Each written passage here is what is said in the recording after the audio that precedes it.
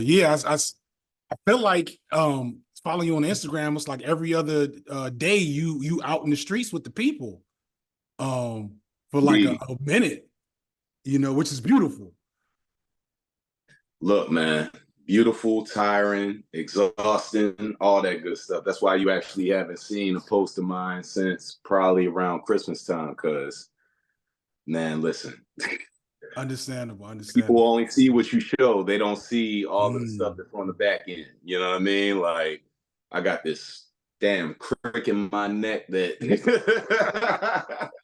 is damn near killing me every single time I turn side to side. You feel me? It's letting you know that you working. You made the visual results may not be there, but the physical ones are informing you of your effort. Absolutely. Absolutely. In good and bad ways. But hey, it's all a blessing. Indeed. How about yourself, man? How you been? Same thing, man. God willing, we about to close on the house. Congratulations, but that's a stressful, bro. Yeah, we've been trying all year. Fucking around with YouTube. Yeah. I basically got to buy a house like I'm a drug dealer. I remember you saying on one of your recent videos, hey, we still ain't out the hood yet. We ain't. And man, I'm in community with all these other creators, and most of them are younger, most of them are single, or like what is it, dinks. So it's like it's them and like a partner. Pause. What's a dink? Dual income, no kids is a dink. That's a thing? That's a thing. Oh my God. And it's a common thing because you know millennials are a little less likely. I'm just thinking about the acronym. The acronym just blew me. Like I've never heard that. It does feel like an awkward acronym, but it makes sense, you know. But yeah, so they not worried about like some of the stuff I'll be worried about with creation. You know, like I'm in the background, you know, still the dining room table. Like this is where I do everything, and it's fucking annoying. And so dude, you in my office / studio. I got, you know, art equipment. I got just some books and just some art. Yeah, I wish. You know, like this the dungeon right here, man. You catching me. The kids are downstairs hollering, so I'll apologize if at any point. But see, that's the key. There's a door between your kids and your shit. And my youngest knocked over my $1,000 camera just the other day, and I was like, I got real into gentle parenting mode. I was like, hey, I know we're excited and we want to move our body. However, I will take all of your video. You will lose every electron. So it's so weird. It's so weird becoming the parent that you always said, like, yo, I would never be. Like, yo, like, you have no idea until you become an adult how much all of this stuff, like, yo, if I've carved out a small nook in this castle for myself, like, yo, like, I've done something great. Yo, mess with everything else. Don't mess with that. Yeah. But let's all and whatever else. I think your work is like the thing I wanted to make sure was highlighted the most, because there's only, let me not say there's only, I'm only aware of a handful of Black men in like the you know social media atmosphere that are not only doing good work, but also what's the word I want to use here? Like the way you're navigating your work, I think is really useful. One of the challenges I have is that, you know, I'm coming from a very academic, often alternative space where there's plenty of people. I made the video a little while ago. Like, it's not that Black men don't watch me. That's nonsense. But there's also populations and spaces where what I have is not gonna like penetrate as well as I might want it to. But when I look at you, when I look at maybe like a what's the brother's name? Is it Kevin Pearson? He got a big beard like you. He do karate. You know what I'm saying? That's another person I want to talk to. I can't remember his name though. He's from Detroit. Oh, I know you know who Jason Wilson. Jason Wilson. Jason Wilson. Yeah. You know, as soon as you said Detroit, I knew he was talking about. Yeah, amazing brother. Yeah, and it's like I connected with him before. I've read all his books. Yeah, like please, we gonna have to make that. You have to make that connection eventually. I got to talk to him. But like when I see what y'all are doing, I'm so wanting to amplify it more because not only is it really powerful and useful, it also dispels this myth that certain behaviors and certain politics and certain identities for Black men don't exist, right? Like the thing, you know, the reason why I made that Black Man Watch Me video is because both both certain types of brothers and certain sisters kind of struggle with the idea that I'm not this like anomaly, right? Yeah. The status quo and the way our media tends to try to reflect Black men will have you believe that we are not the norm, when I would argue we very much are. We're Black excellence. We're not Black people. Right. They want to make us exceptional. When it's like, nah, I'm not that. You know, most of the men I'm around, both of higher academic acumen and just regular dudes, fall relatively in line with the same ways we experience the world, the same way things that we're concerned about, the same goals we have for ourselves and for our families and loved ones. But, you know, podcast land, and I know I don't want to get too critical, but you know what I'm saying? Like podcast land will have you think that it's only a certain type of attitude permeating Black men's spaces. So I told people all the time, like, being a real dude just isn't sexy. It's not controversial. It's not hyperbolic. It doesn't get a lot of clicks. Like you'll see some of the stuff I share and some of it gets some traction, but for the most part, like, all I really post is myself in community, with my kids, with my family, with my, significant other, all of those things. And I just post me being a genuine dude. And I don't desire the huge platforms certain people get for being toxic and all of those different things. But like, it's interesting to me how the Black man as a whole is erased in the discourse about Black men. You know what I mean? Because you see the caricature, but you don't rarely see the regular dude getting up every single day, being with his family, like, doing his 9 to 5, like putting his work in the trenches. Like, that doesn't get the engagement that you get from being a caricature of Blackness. But we out here, like, all of the dudes that I surround myself with, and that I spend time with are solid men. Like, I don't really have time for the foolishness. Like, I get that enough when I have to mentor and sew into my students. Like, I don't want to do that with the people that I'm hanging with too. Right.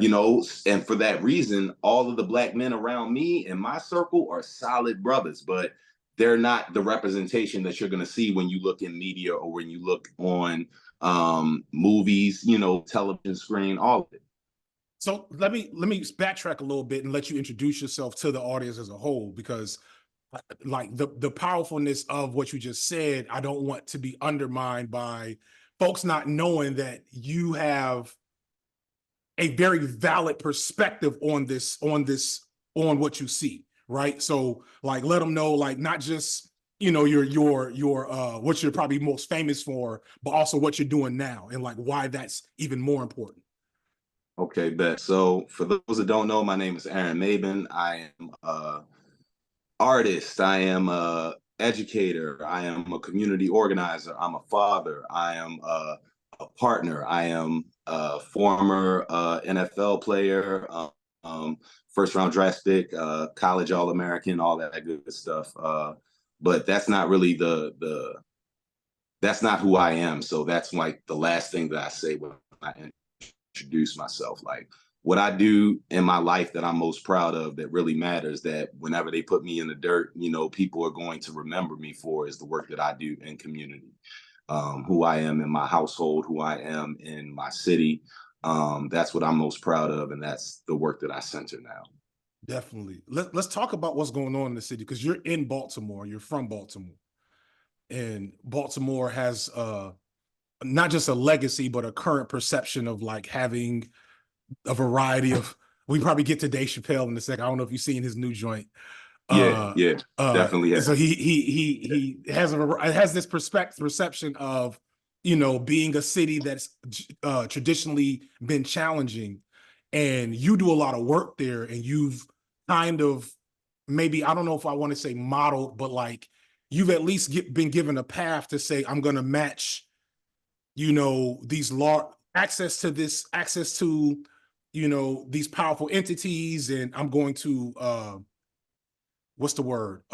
Wager my past affinities and connections to the NFL be not just like, let me cut a check. Utilize your platform to right. benefit the community that you come from and the people you represent. Absolutely. But the key, I think, for you that I appreciate is you're not just cutting the check and like giving it, which, like, if it was me, that might be me. Like I spent a lot of time in the streets at an earlier age. So I'm like, look, with me, it's not a big check. It's a little like monthly stipend or whatever. Versus you, like when I look at your Instagram, you are out there with the people. And like, so what's going on? What are you doing? And like, and how can people that see this contribute and support? Well, to kind of push back relatively against one of the sentiments, it's like, I was in that space at one point in time where cutting a check in my mind actually did something. Mm. You know what I mean? Where like just simply writing a check and showing up and lending your name and your face value to something was real activism. You know, when I came out of college, I was actually drafted at 20. Mm. Most people don't realize that. Like, I wasn't even legal when I came into, you know what I mean, myself as an adult. And I had a lot of ambitious, ignorant perspectives at that time about what I was going to do when I came home to community. You know, I grew up in Baltimore, knee deep in the struggle, you know, with my family, all that kind of stuff. And by the time I got to college, you know, I majored in arts and communications and integrative arts. And the thing about integrative arts was it allowed me to merge a whole lot of different curricula into the direction that I wanted to take my work. And you kind of had to write a thesis statement about what you wanted to do, all that kind of stuff. But I set myself up for being who I am now through my work in college. You know what I mean? I was already studying how to go back into community and have work, but I actually thought that when I got drafted and that when I came into this money and my idea of what power was at the time, that I was going to be able to come back to Baltimore with my little check of, you know, what I had just made, and I was really going to be able to change the city and everything was going to transform. And it was just the most arrogant idea of what you thought you were going to be able to do ever. But when I finally got back and I started doing my thing, I was blessed to be able to run into some mentors that really guided me and shaped my idea of what activism was. You know what I mean? People like Keon Carpenter, rest his soul, and, you know, people like, you know, LeVar Arrington, you know, Stokey Kennedy, like so many people that I ran into that embodied not just what I wanted to do, but gave me the understanding of what needed to happen to actually make change. You know, not the things that people pat you on the back for, but the things that actually lead to transforming community. And I took time, you know, I learned, and, you know, I started my foundation my rookie year, but by the time that I left the NFL and chose to just work full time, my conception of what change looked like transformed, and it allowed me to have the idea to go into the same school system that created me and that I was intimately connected with and knowledgeable about the efficiencies within, allowed me to build and construct the work that I do today. What I think is really interesting, we talked about with way back with, well, one of these conversations, but I think it might have been the one for the running backs video from way back when, which I'm still salty about. I'm so salty about the way that, like, I knew it wasn't gonna be like. I really tried to help you with that one, yo. Like, I sent it out to all of my, you know, media folks. Like, I did, like, it just didn't catch the right audience. And it's tough, you know. It's funny, you so many different ways to take it. So I actually switch a little bit. You mentioned about engagement, And it's funny, I interviewed a sister right before this for a video I'm doing on the manosphere, but not like the typical, like, oh, the manosphere is dumb. I mean, I'm still gonna say that, but more so thinking about like how a lot of this is economically driven and is driven by machines that have no moral compass. And she was talking about how all these social media platforms are driven by algorithms that prioritize engagement, and engagement is at its core about eliciting strong emotions. So laughter is one, lust is another one, and the other one that's probably easiest to predict is anger, because you can't tell what's going to make someone laugh, and lust. Those are also the ones that we're most comfortable with. Right. The ones that we know are true. That's where I challenge people, because the same as you would throw those out there, I would say so is love.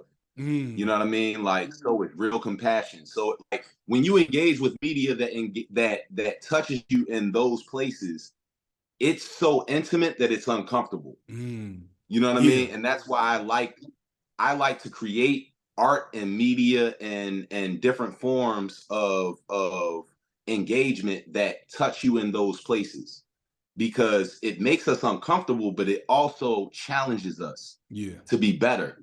Because like we don't, that's a lot easier to share. The laughter and the lust and all of those, that's a lot easier to share and to put out there to other people with your name on it and say, hey, this is who I am. I feel these things. I do these things, because that's the thing that the algorithm tells us. I'm against these things.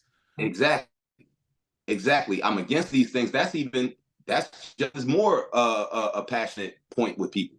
Right. So when you understand that, it's like, all right, you can still create content that pushes against those norms and that like challenges that, and that'll prick people's heart too, but they might not engage with it as much. They might not share it as much. I think that's really profound. And I actually think that that's something, even as creators, or at least I have to speak for myself, I find it much easier to respond to negativity that I get from my content. Much easier. If somebody leave a negative comment, get on my nerves, it's easy to clap back. I got all kinds of different things. I'll be having fun with it. But when somebody tells me how much... But it still hits you. It still hit me. It hits you enough to have to engage. And that's what I want people to examine within themselves. Yeah. Because when somebody tells me like something I did help them or change them, or I get some of these messages like, you changed my life. And I'm like, ugh. That is so intimate, and it's so, it's too raw. And I think, especially with Black folks, some of our natural compassion and like love is beaten out of us. You know what I'm saying? By like the way we have to respond to the world. It's literally beaten out of you, because having that much heart, like my oldest son is a freaking just bundle of emotions. And I think we talked about this, and like sometimes I'm like, this is beautiful. I'm so happy I'm raising a boy that has like all these ways of expressing himself and is comfortable in that, and yada yada yada. And then other times I'm like, oh my God, you like, am I setting you up to get hurt by the world, when the world says we don't accept that from you, Black men? You know what I'm saying? We don't accept the way you feel. We don't accept all these other. We need anger and lust. One thing, bro, real quick. One thing I'm gonna give you as an olive branch to that, because I had to deal with it myself, is that's part of the arrogance of us as parents, right? To think that this beautiful quality that we recognize within our sons, right? My son has a very similar, like, he feels deeply. All of my kids do, but my son worries me for the same reasons that you just stated, right? But I got to remind myself, I do constantly, when he comes to me with certain things, he's growing up in this body with those emotions as well. So the fears that I have are predicated upon my experiences, right? But he's going through things at school every day, with his friends every day, that's grooming him to be able to handle this burden of feeling that he has, because he's outward with it, not just in front of me, but he's outward with it in the world. Sometimes I, like, as his father, want to reach over and like tell him, like, yo, chill, like, or don't say this or don't do this. And sometimes I do, because he does too much sometimes, but I got to challenge myself to realize that, yo, he's being himself authentically, and he's actually doing a great job of handling it. You know what I mean? Like, I see when it's weighing on him, but I also see when some stuff that would have broke me at his age, he just takes on the chin and just keeps on going. So that's like, true. We think about our kids based on the things that we knew we couldn't have handled. Right. But we're raising people that are autonomous, like spiritual beings themselves. So like, there are certain things that it doesn't make sense to me that my kids handle with the grace and the understanding that they do. And there's certain things that, in my mind, make perfect sense, they completely fumble, and it drives me crazy. But in all of that, I got to remind myself that, like, yo, they're their own people, and they're going up in the world and developing at the same rate that I'm judging that development and trying to hold myself accountable to how I'm raising. Right. No, that makes perfect sense. And that's something I go in and out of. You know, there's a the millennial parenting me is basically what it comes down to. We know enough to be dangerous, but not enough to feel confident. You know, I come from a behavioral health research background. I'm going to be so curious in 15, 20 years to see the studies on like children's psychology and behavioral health that are a result of our generation raising kids into young adults, because we're either setting the world up to like finally get like, we're either breaking generational curses or setting everybody up for the okie doke. But I feel like the former is the most likely situation. But yeah, like going back to that thing about emotions and responses, especially as it pertains to the Black male image. And, you know, I get spicy, you know, I do have my moments of antagonism, but I see I see a lot of stuff going on. Not everything is like, I'm like super like, yeah, this is it. But like, I do see so many different things popping up for men that are kind of trying to promote a different image and trying to like, I feel like, wrestle control from these machines back into our own hands, to say, you know, we are going to be in control of our narrative. We're not going to allow the thirst for engagement and virality to say attention. Right? To say this is what Black manhood is. We are going to pull that back into our scope of control, so that we can express like honest things about ourselves. How have you been seeing and experiencing that? I mean, I've always been a kid and a man that kind of like pushes against like the norms. I do that through my artwork. I do that through the way that I exist, the way that I parent, the way that I teach, all of that. Mm-hmm. I ask myself a lot of questions throughout the course of the day. And I think that's one of the most effective ways of engaging with and building things in conversation and action and pragmatism, all of that. Like, rather than being the guy in the room telling everybody what I think they need to do, I'm going to challenge them to assess that within themselves. You know what I mean? And the people that are like-minded, I'm going to be able to build with them. The people that I disagree with, we can have a conversation. But like, rather than just keeping the fight going, I'm looking for solutions, you know? And I think that there's something to be said for the fact that like, you can do that and still be successful in whatever scope that means for you, you know, whether it's in content creation, whether it's in the creation of art or any of its other mediums, whether it's political, like any of these things, like there are ways of being effective and there's ways of just being loud and wrong. You know what I mean? Like perceiving yourself to be right. Like, and what's your real goal here? Like me, I always want to actually get things done. So whatever I feel like I need to do to accomplish that, You know what I mean? Like, as long as it aligns with my ethics and my morals, like, that's where I want to spend my time engaging, you know?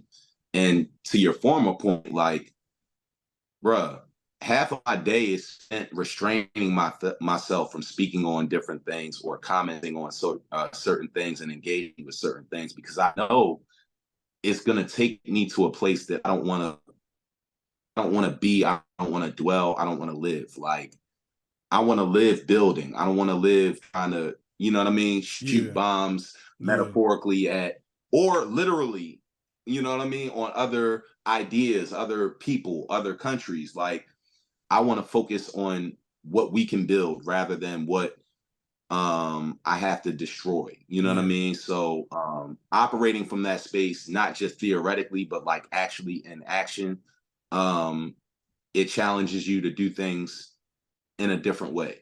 I totally agree with that. And it's so interesting because I think I've always had a duality for me, because I've never been less. The irony is I am less politically active now than I've ever been in my life, but I'm also more engaged in talking politics. And that's because when I was, and I don't want to present it like I was super in the streets or whatever, but like I was a teacher, I was involved in organizations. I was, doing social work. So I was on the front lines doing stuff, and I would have smoke on social media. I'd love to Twitter thug it out, to thumb thug it a little bit in a prior life, but now I have less energy for that, and I'm finding finally more balance, because you see how the sausage is made now. That's the thing that's really blowing me from my perspective now, is like really starting to get a better like understanding of how the sausage is made. And so like I've begun trying to, I've always picked my battles a little bit. Like there's certain folks, like if just a switch flips and I lose control of my ability to chill. But like I've gotten a lot better with that. Yeah, I've gotten a lot better with that. I'm always regretful when I add my commentary to something and it nobody gets it, and then I'm like, I didn't even have to fucking say that. Like, oh man, a couple of weeks ago with Simone Biles and the young boy in Green Bay. And I was really frustrated by that, because I was like, this is such mess. And y'all got this boy all wrong. And none of y'all understand. Like, obviously I didn't play at the level you did. And I wasn't even like a starter on my high school team. But I understand athletes and football minds. And I know that if a dude told me he was in training camp and did not know X, Y, and Z was happening, that's completely true. Right. Because I remember what training camp is like, No, here's the thing though. As an athlete, right? If he was on my team and he said that to me, like, bro, like, this is my girl now, but I didn't even know who she was, I would have laughed at him, right? Right. I would have been like, yo, there's no way, like, yo, you made it to this level and you don't watch it up. Like, we would have clowned him for something like that. But at the end of the day, if that's really what it is, then at a certain point, all right, it is that. Right. But seeing the discourse around it is what sometimes tells me, like, yo, this ain't even your conversation to have.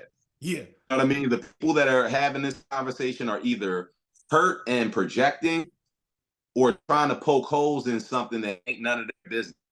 Right. You know what I mean? So like, what do you have to add to that discourse? Like, not my whole thing is but when I feel like I have something productive to really engage with, that I'm inspired by before some clickbait came up, then that's something to examine, right? Right. Because I'm probably already working on something that I can just pull from that, you know what I mean, as a part of. But if it's something that I'm just speaking on because everybody's speaking on it, I really ask myself that every day, like, what useful do I have to offer to this situation? Right. Yeah. And that's the tough balance, because there's so much ego, and then people, I don't think, one of the things even this video I was just talking about that I'm working on for February, one of the underlying goals is like raising the level of like media savvy that people have, because I think most people engage with social media not understanding like what's really happening through that interaction. They don't understand how algorithms work. They don't understand like community bubbles. They don't understand how like my Google is different than your Google. Coming back in here, there's such a clear disconnect, or there's such a clear like, and it's probably very purposeful, that people are, you know, I don't think these companies want people to be fully aware of how their media consumption is not like a naturalistic process. You know, it's not like going to a party and just the party is the atmosphere. It's like going to a party where everybody had to take a survey first before they could come into the room. And you know what I'm saying? Like that's how a lot of this works. And so it's like walking into the room and not even realizing that all the posters and all of the mannequins and all of the things that you're seeing are actually being marketed to you, based on what you've already told them you like. And then every person that approaches you, they can only approach you if they fall into exactly. And so, and then you think that Black women are this and Black men are that, and that the world is this, the world is that, because the feed that you've cultivated for yourself has been, you know, has been pruned and trimmed to create that atmosphere, because that's what keeps you most engaged. Which comes back to what you were saying earlier, that if people are more love ethos oriented and more compassion oriented, those emotions can't create that same type of feedback loop. They just can't. Like it just doesn't happen. And I, you know, and this may be my own naivete, but I feel like if people had, I think you have to do the type of draconian stuff that we're doing to make people act like this. I think in general, while people will, you know, people have their toxic habits, they have their survival instinct when things are going bad, but when given like the opportunity, but now they lean into them. They wouldn't lean into that otherwise. They would lean into things that make them feel good. But you know, that's just not the reality. Yeah, let's switch gears to have a little fun with it. And talk about some things that kind of, you know, we touched on back in the football video, and then get into some pop culture. Actually, let's because I don't know if we disagreed on this, but I wanted to touch on Dave's new stand-up special, because I'm releasing the video. That video will probably come out before this comes out. So I'm gonna give my take, and then I'm gonna let you do your take, and then we'll see how far, because we'll see how far apart we are on things. So I actually liked this one better than the last. In fact, this is probably my favorite thing he's done in a while, right? But I also feel like it perfectly proves every criticism I had of Dave. And the thing that made this better was, in retrospect, my biggest challenge of the last special wasn't even explicitly the jokes at the expense of trans people and gay people. It was more so that I felt like Dave wasn't standing on business with it in a weird way. And let me explain. It's one thing to say, I have these opinions and ideas, or I feel like making this commentary because I think it's funny and I'm a comedian. One of the things Dave did that bothered me so much, and I think that bothered a lot of folks in that community, was he made it, he tried to like present himself as an authority in the conversation.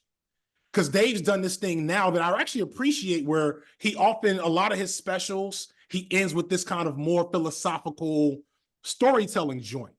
I really love the one he did about Iceberg Slim. Yeah, you know what I'm saying? The one he did about George Floyd. That shit gave me goosebumps. You know that was a TED Talk to me. That wasn't even a comedy special. That was like, but that's what I appreciate about Dave. But go on. And so when he's in his pocket, it's so solid. And so on the closer, he's trying to do that about an experience that he's, in my opinion, proven he knows nothing about. And so the part of me that knows that community and those people was like, oh, Dave, you don't realize how much harm you're causing. And I feel like you're doing this to kind of defend yourself when really you should just make your joke and like stand on business, you know what I'm saying, as the phrase has been, overutilized. So this one, that's what he did. He made his jokes and he said, yeah, this is funny, we moving on. And then when he got to his ending section, that was probably one of the best parts of the whole special, talking about like his first special, the Russian mafia section, and like the thing about dreaming. And so I don't know, to me, it's almost frustrating that it even got to that point now. Because I feel like it didn't have to, it's frustrating on multiple levels. Obviously, it's frustrating because of the politics that are involved there.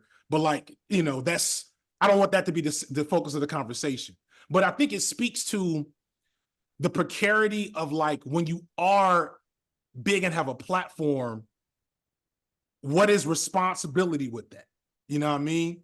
And I think that's where I want my response to live, though. Like, I think, and I can't put this on you, but I'll say with a lot of people are mad at Dave's platform. But what people can't, as an artist, it's my duty to push back against people that feel the need to judge the artists and not the reality of what they're talking about. Right? And I think that Dave makes for an easy target, funnily, because of capitalism, because he's made all this money now in his own way, unapologetically as a Black man. But those are the exact things that even the people in our community that disagree with him on issues with want to push back so vehemently on. But that's actually one of the things that I love most about Dave. He has the audacity to be wrong. And be wrong loudly. Loud. Like, no. Like, go with me here. Like, yeah, I've watched a lot of Dave Chappelle. What I've never considered him to be through his art is a liar. I think that he's true to who he is, but he allows himself the space to evolve. And I respect and bang with the audacity of him saying on one of his former specials, like, you will not, like, I'll talk to y'all, but you will not summon me. Like, I refuse to acquiesce the ability of any community or any people or any person to dictate to me the terms of my own surrender, even. Right. Like, I, as a man, as a Black man, am going to I've always thrown that in your face. That was me walking away from $50 million. You think I'm going to be mad at anger in this community or this community? The same way I'm able to be self-deprecating about myself and my own insecurity. Like, that's my favorite thing about Dave, is the intimacy. Yeah. I mean, the intimacy of his work. Yeah. The fact that he's so personal that the things that you could personally disagree with a whole lot of people on and still sit and have a meal with them and joke with them, you want to build a cross to him for.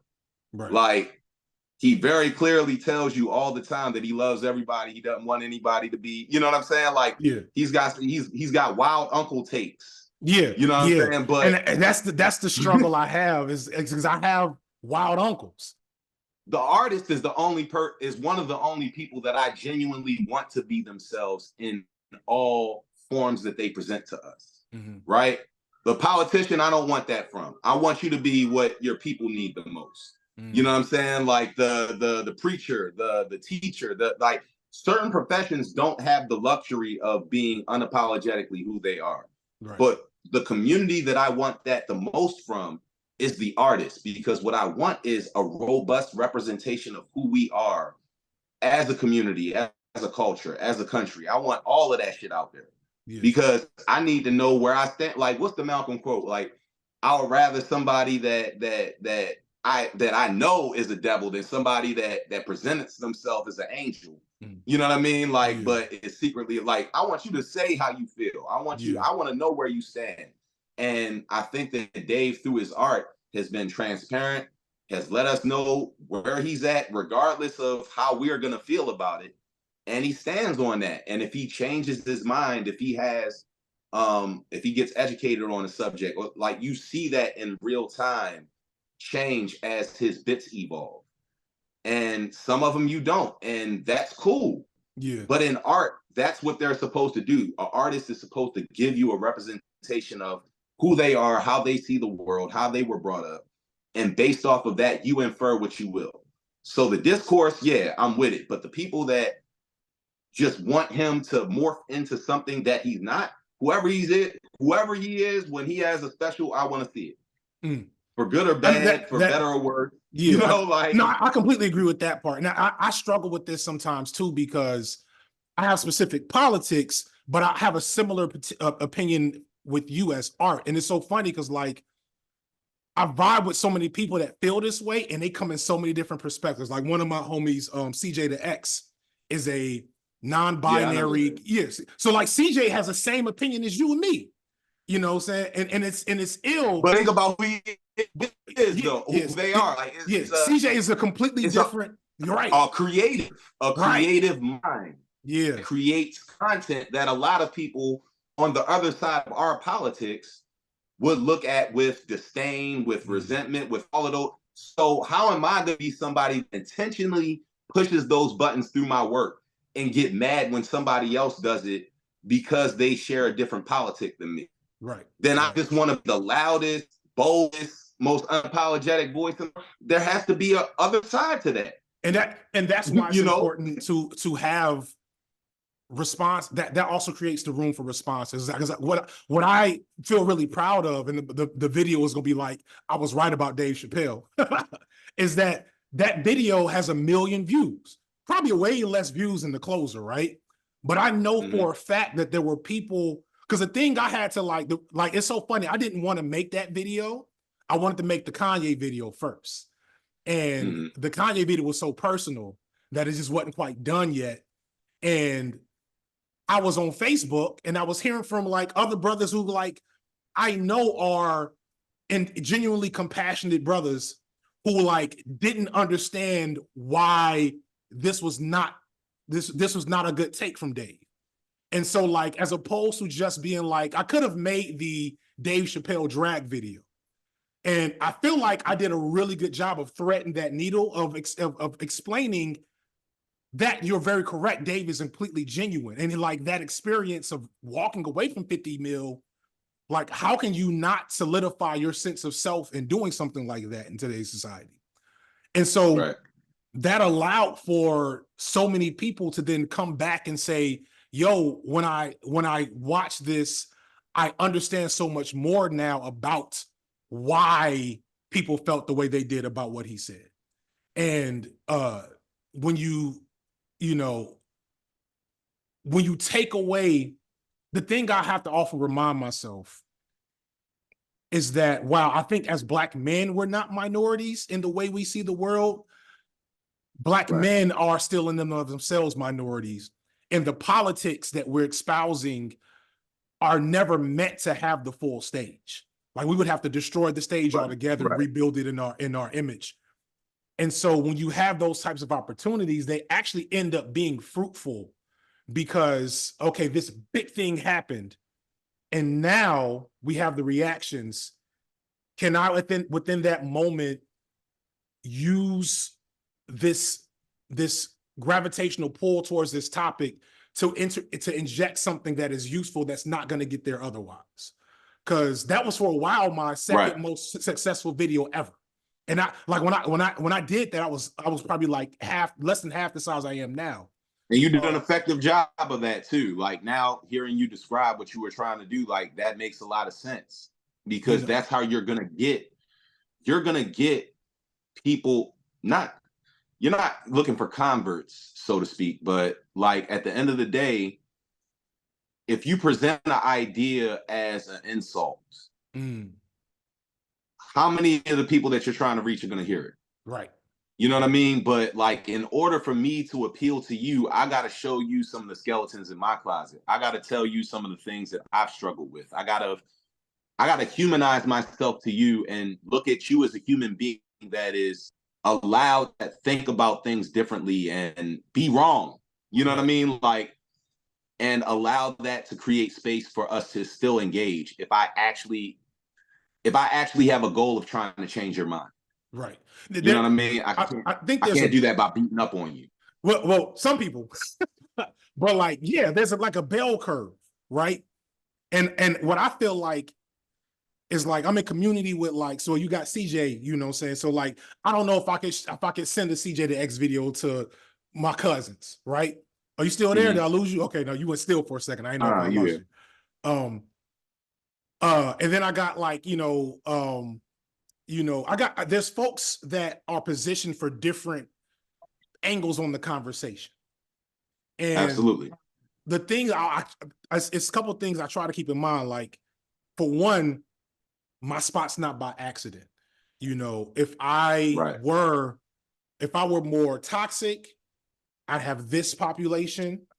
If I were more militant and more aggressive, I'd have this population. I hit kind of a sweet spot where I have a little bit of spice. I got a cuddly persona. People call me uncle. I wasn't ready for that shit. I was like, y'all understand how that comes off sometimes. It's, you know what? I understand it's coming from a place of love. I'm gonna let it slide. I wasn't expecting that, but I was like, you know what? I'm gonna do it. Right.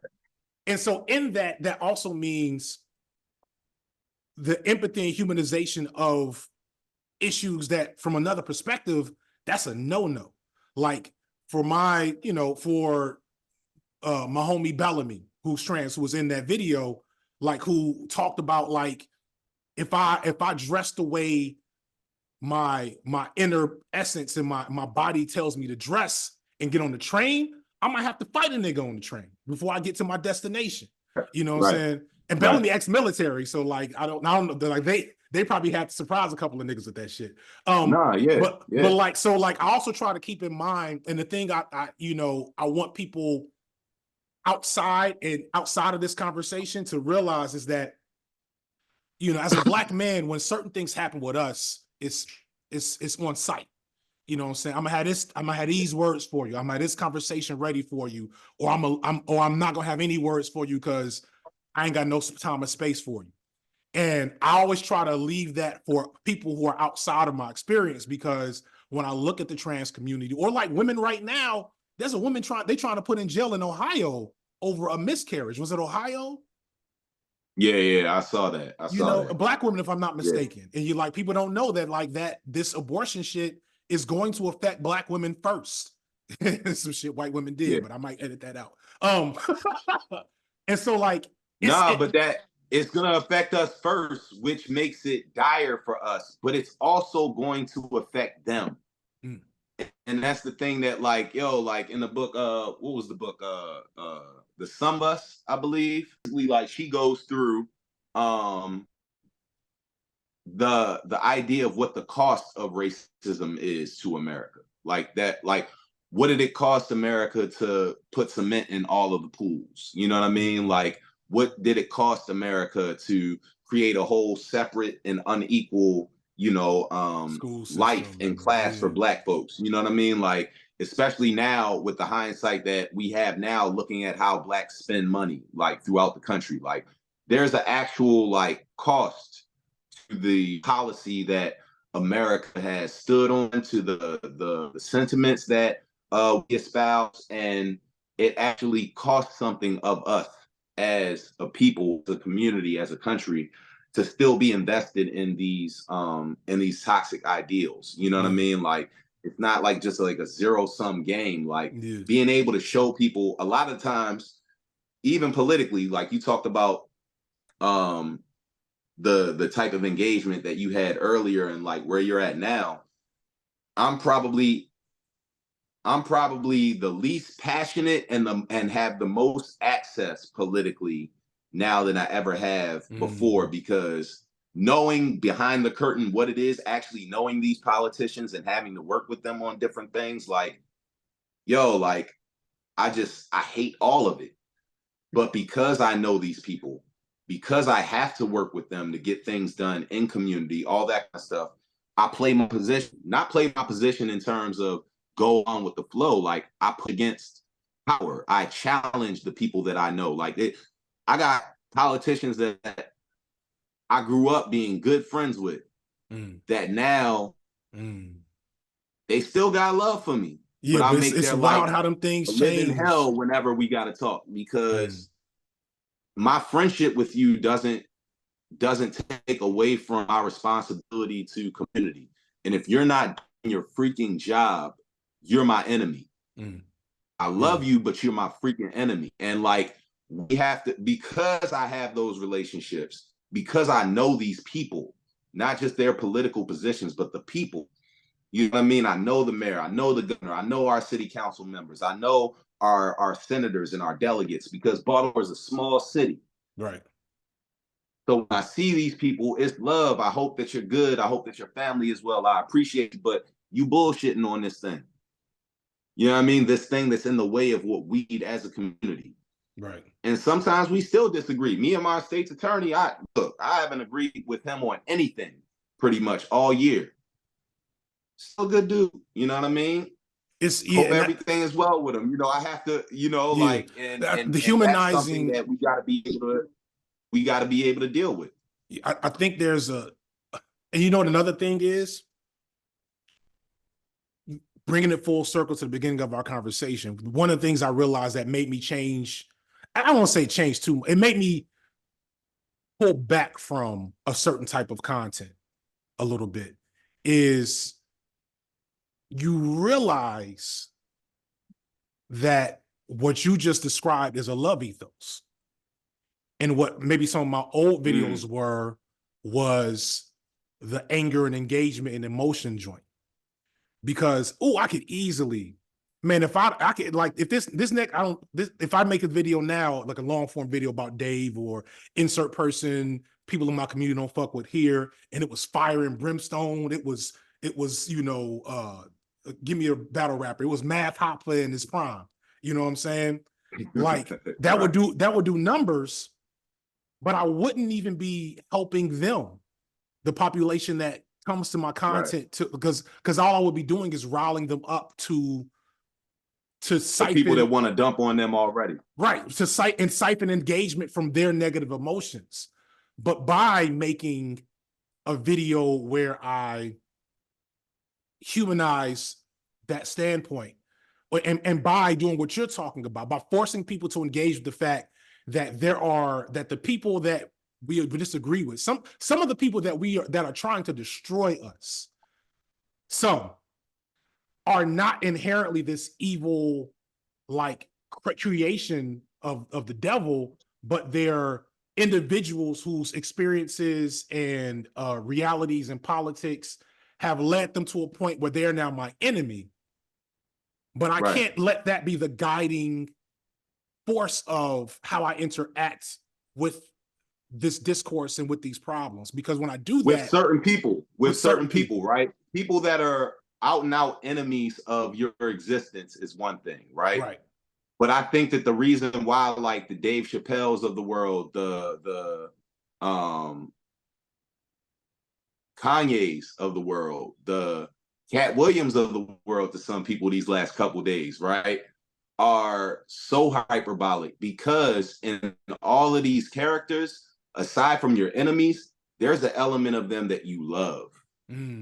There's an element of them that really spoke to you at some point. There's an element of them that touched you in an intimate way, and you don't want to believe about yourself that somebody that touched you so deeply is so fundamentally flawed or so fundamentally different, diametrically opposed to you politically or socially, right? Like, we want all of our heroes, so to speak, to fall into neat, clean-cut, socially responsible, you know what I mean, categories and boxes. And art just isn't that way. It never has been.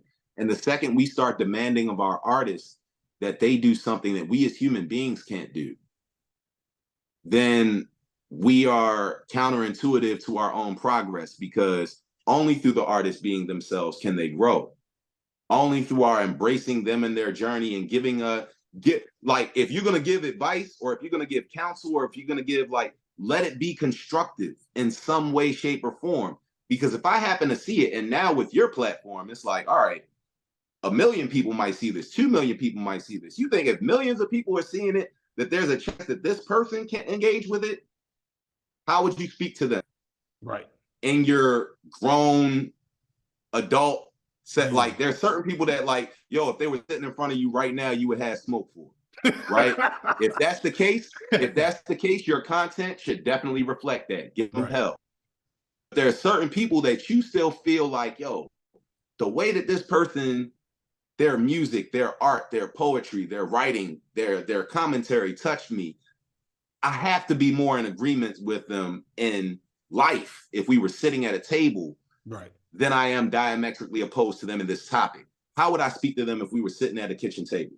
right. You know what I mean? How would I speak to them if we were actually in community and I was trying to, you know, like that's the way. And again, I'm speaking this, but that's an affirmation to myself, because motherfuckers will try you every day, and some of them you got some of them you got let their hands know.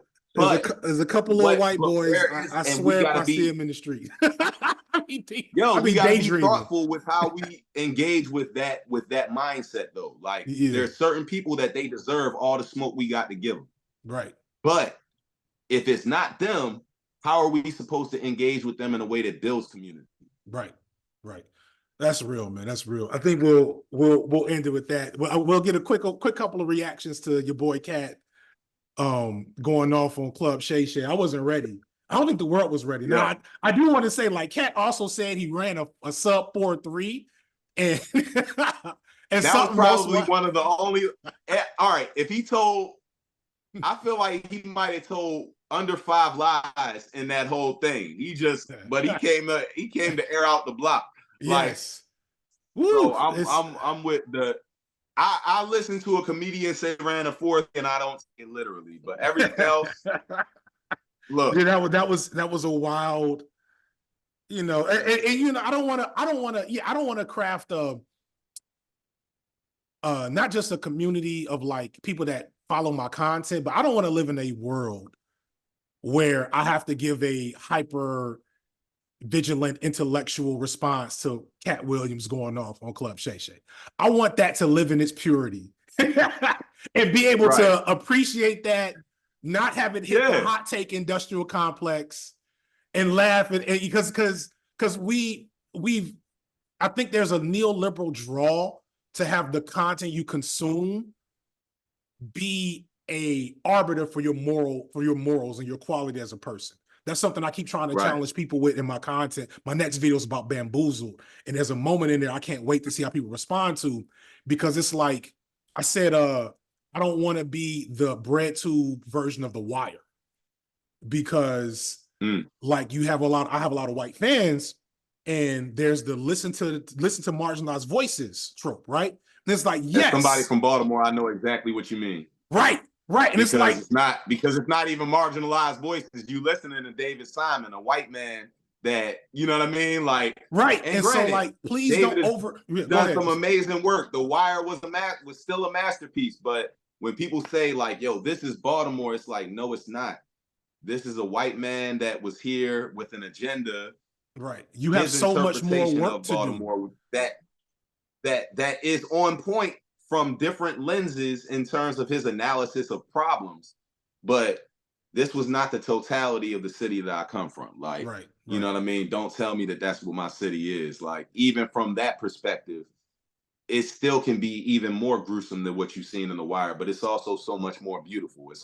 It also has so much more promise and activism and engagement, you know? So yeah, but I understand exactly what you're saying. But I want people to consume the art I make, the art you make, art in general, with the expectation that art can change and enhance who they are and enhance their understanding of the world, but not with the expectation that consuming art from a good person makes me a good person, and consuming art from a bad person makes me a bad person. Because that now you've watered down the ethics of everything to a really binary, completely useless framing that helps nobody. It is only from a position of privilege that you can even care about something like that. You know what I'm saying? And that's like the thing. Or pretend to, because you really don't, right? Because there's no way, if you were to put the camera lens, the reality of a person's existence on every single public figure, you would see some stuff that's canceled. A lot of shit. You know what I mean? Like, a lot of shit. Even the people that profess to be moral and social pioneers and all, everybody have a bad moment. Right. You know what I mean? Everybody has several. But at the end of the day, some people's lives are lived in the public eye and spectrum. So my whole thing is, chew the meat, spit the bones, and everybody's life, ministry, like existence, like work, you're gonna be able to see predictions, you're gonna be able to see growth, hopefully, evolvement. Like you should see all of those things. And the second you try to say this person is the sum of this least representation of them that they've ever shown you, then you lose the capacity to see the redemption story. You know what I mean? Like, and for some people, you're not interested, and I get it. Some people harmed us, some people have done wrong. Those people need to be held to account. But the idea that the art they make shouldn't be a representation of who they are, what their story is. I don't want to live in a world where we water down everything to the point that people are just putting masks on when they leave the house, you know what I mean, every day. Yeah. I need to see an element of who you are so I can know whether I can trust you or not, so I can know whether I can work with you or not, all of these things, and I think that we're moving into a space where people just want the power to be able to give or take that away from individuals. Definitely. And I respect the artists that push back against that. Yeah. That intentionally create work that says some of the things that you're not supposed to say, that pushes the envelope in different areas, whether I agree with it or not, because it allows us to have this conversation. It allows me to have to pick a side. It allows me to know that there are people out there that think this way and don't think that you're safe when you're sitting at a table or in a subway or in a cab with somebody and not know that there are people out there that think, yeah. Definitely. So there's a fine line that we want to drop, that we don't want to cross. You don't want to trigger people constantly and unnecessarily. You don't want to bring harm. You don't want to do all of these things, but you also don't want to be inauthentic to the world that we live in. I feel like you're also robbing yourself in that situation. Let's go ahead and wrap, brother. Let people know, just kind of like if you're working on something, or if they can drop some coins for an initiative, or just even show up and show love. Yeah, so actually I have an exhibit getting ready to open up on the 14th of this month. Start over. You broke up a little bit. You said exhibit? I have an exhibit getting ready to open up the 14th of this month here in Baltimore at the Frederick Douglass Museum downtown. Really proud of that. This exhibit has traveled around the country this past calendar year. We've had some amazing showings, some amazing conversations, and for it to start here at home and for it to come back to Baltimore now at this grand stage of being at the Frederick Douglass Museum, I think is amazing, and it's a huge milestone. We're really excited about that. It's called Diary of a Mad Black Artist. I'll be sharing links on all of my pages to where you can get tickets and all of that kind of stuff. I think it's already on my Twitter page. I refuse to say otherwise, but we have that. We're currently in construction. We just broke ground on the expansion to the rec center that we opened up in 2020. Myself and Torrey Smith and his wife, Baltimore Rec and Parks, the Ravens. It's a huge, ambitious expansion. So we're really excited about getting that underway and the resources and opportunities that's going to bring to the community that we've been serving for the past few years now. And also still on book tour right now for my recent book, Getting on Code, which essentially, even in this conversation right here, it's really an example of that. I break down in each chapter different areas where I think our community is out of code with one another. And I kind of view each chapter as an opportunity, for me to talk about how I got the perspective that I have and how I do some of the work that I do within community. And afterwards, there's like discussion questions for you to engage with your family, your friends, church members, school members, anybody that you build in community with, about how you guys get on the same page to do some of the similar work. So there's a lot of stuff that we got going on, man. Like anybody that wants to follow, you can just type my name on pretty much any social media platform, and it'll come up. But as always, man, I appreciate the opportunity, man. It's always a dope conversation. It's always dope conversation. We could have went a lot longer, but I don't want these to be too long. Plus, I need to stop. Like, I'm about to make me a smoothie and take a nap before I get these babies. All right, man. Let me let you go. Let me get out of here, man. Peace and blessings. All right, man. Good talking to you, bro. Peace. Indeed.